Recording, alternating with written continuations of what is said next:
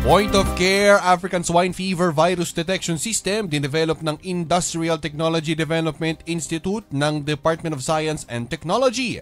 May report si Abay Julie Fernando. Yes, magandang umaga. Naging laman ng balita ang malaking problema sa African Swine Fever.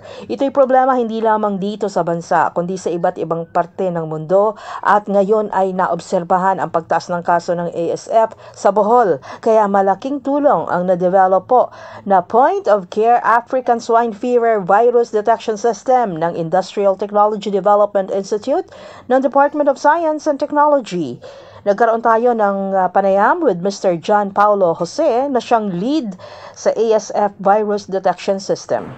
Ang na-develop po namin is isang test kit po, isa combination po ng DNA extraction kit at saka ng qPCR test kit para po mag-detect ng ASF. So, alam naman po natin na marami tayong backyard farms sa Pilipinas and kailangan nila ng rapid at saka mabilis na test para po ma-identify kung yung sample po nila o yung mga baboy nila is positive or negative sa ASF.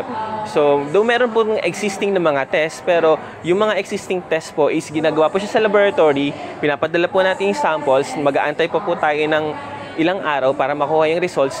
Kaya po naisip namin, bakit po hindi natin dalhin yung testing system na yon na galing sa laboratory papunta sa kung saan siya kailangan sa mga farms, sa mga slaughterhouses, sa mga checkpoints at saka basically po sa field.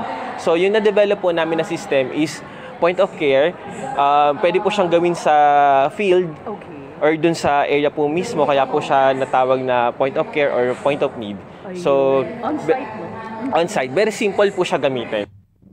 Sabi ni John Paulo na napakadali naman itong gamitin kahit basic training lamang. Ang Point of Care ASF Virus Detection System ay nagwagi sa Creative Research Government category sa Clustered Regional Invention Contest and Exhibit sa National Capital Region. Para sa Radyo Agila, Julie Fernando, matatag, matapang, matapat. Maraming salamat, Abay Julie Fernando.